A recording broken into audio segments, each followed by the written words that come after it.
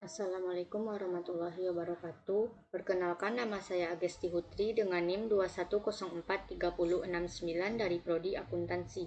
Baiklah, saya akan menjelaskan mengenai tugas P2A Sistem Informasi Akuntansi. Yang pertama yaitu permasalahan 32 halaman 78-79 buku Ramni.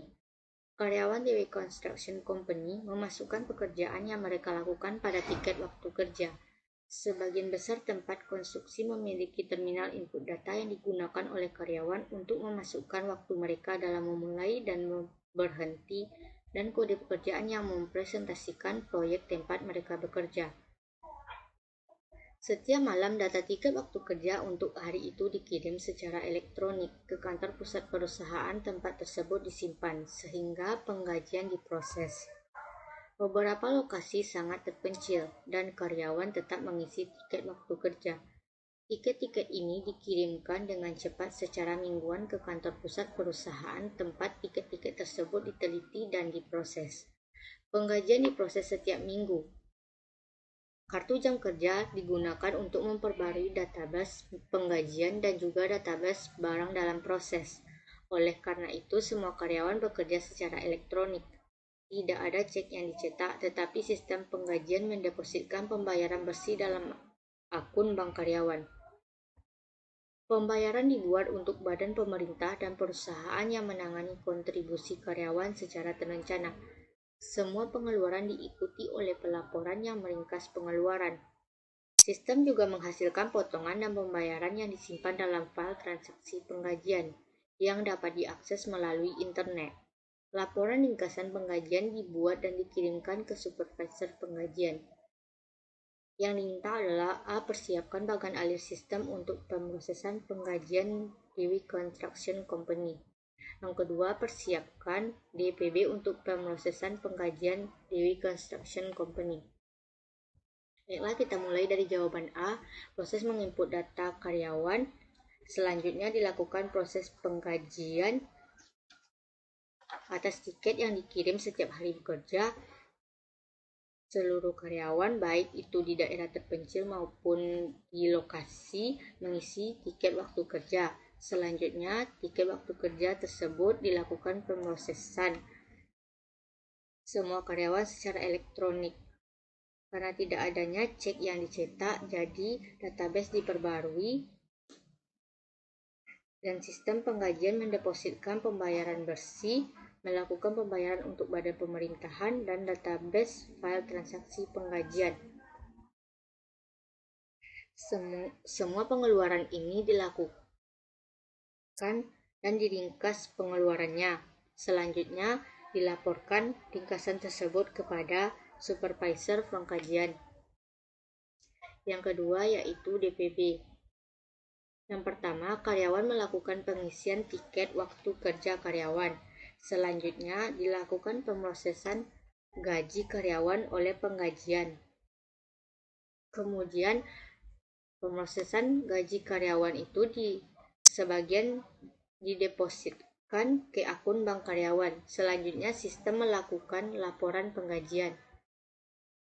Yang kedua yaitu permasalahan 37 halaman 82 buku Romni.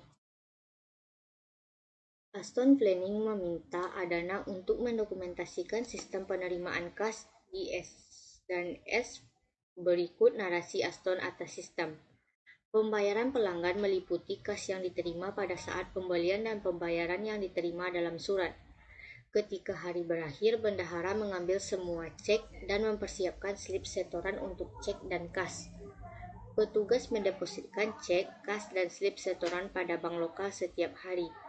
Ketika cek diterima sebagai pembayaran untuk jatuh tempo, slip pengiriman uang termasuk dengan pembayaran, bendahara mengirim ini kepada piutang. Slip penerimaan digunakan untuk memperbarui file piutang pada akhir hari. Slip pengiriman uang disimpan dalam file yang diatur berdasarkan tanggal. Setiap minggu, piutang membuat laporan penerimaan kas dan saldo umur piutang menggunakan buku besar piutang. Laporan penerimaan kas dikirim kepada Skut atau Susan dan salah satu memeriksanya. Salinan saldo umur piutang dikirimkan ke Departemen Kredit dan pengumpulan tempatnya diperiksa. Yang diminta yaitu kembangkan diagram dan konteks di AD level untuk sistem penerimaan kas di S dan S. Yang mempersiapkan bagan alir dokumen untuk sistem penerimaan kas di sistem S dan S. Yang C yaitu persiapkan diagram proses bisnis untuk sistem penerimaan kas di S dan S. Yang pertama yaitu diagram konteks.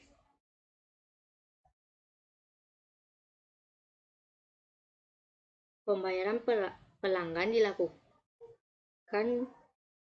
pada saat pembelian selanjutnya dikirim kepada sistem penerimaan kas. Semua cek dan slip setoran dikumpulkan oleh bendahara dan dilakukan pengumpulan pada sistem penerimaan kas. Sistem penerimaan kas selanjutnya melakukan atau mengirim laporan kepada penerimaan kas.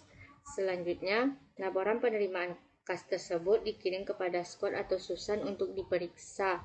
Kemudian, salinan saldo tersebut dikirim ke Departemen Kredit sebagai salinan saldo umur piutang. Selanjutnya di AD level 0. Penerimaan kas dilakukan selanjutnya pengumpulan dan mempersiapkan cek dan slip setoran oleh bendahara. Bendahara mendepositkan cek, kas, dan slip setoran tersebut sebagian kepada bank dan ada yang dijadikan sebagai piutang. Piutang tersebut diperbarui filenya, kemudian penyimpanan file piutang tersebut dilaporan pada penerimaan kas. Kemudian salinan saldo piutang dikirimkan kepada Departemen Kredit dan pengumpulannya tempat diperiksa. Selanjutnya bagan alir dokumen. Setelah penerimaan kas, penerimaan jatuh tempo, dan slip pengiriman uang dilakukan oleh pelanggan, bendahara melakukan pengumpulan cek dan mempersiapkan slip setoran.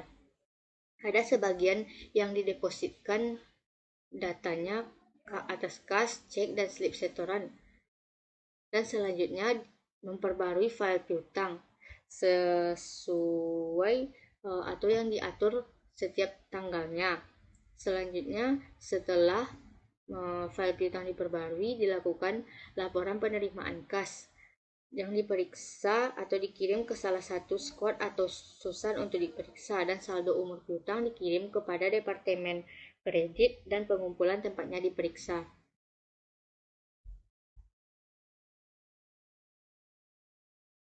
Sistem penerimaan kas di S dan S. Yang pertama, pelanggan melakukan pembayaran. Kemudian bendahara mengumpulkan semua cek dan mempersiapkan slip setoran.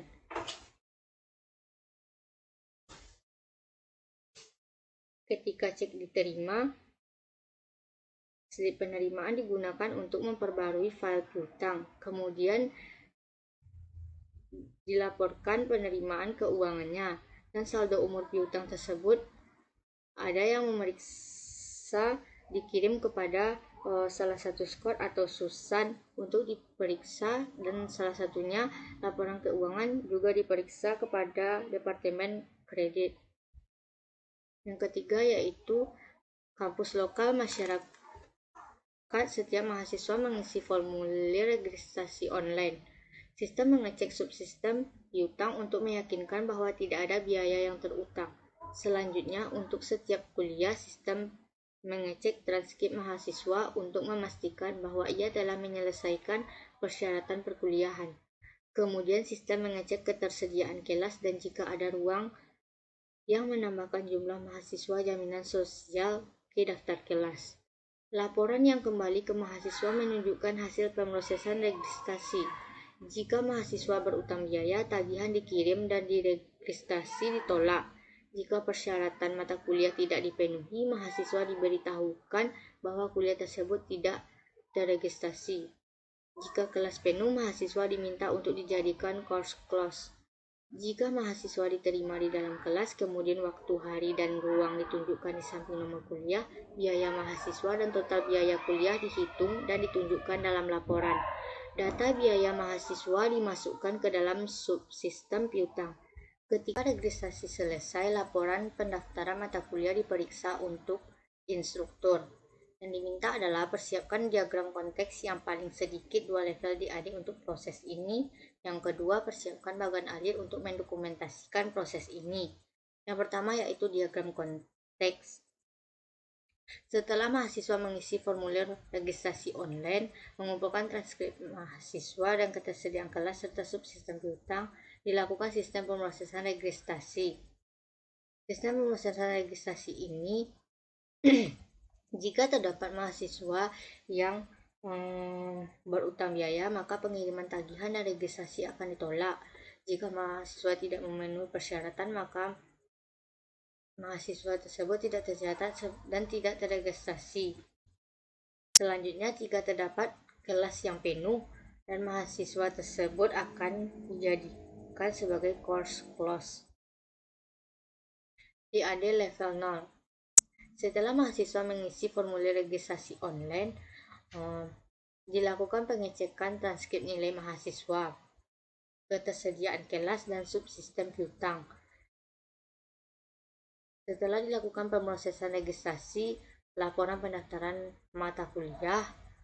Jika terdapat mahasiswa yang berutang biaya, maka tagihan dikirim dan registrasi akan ditolak.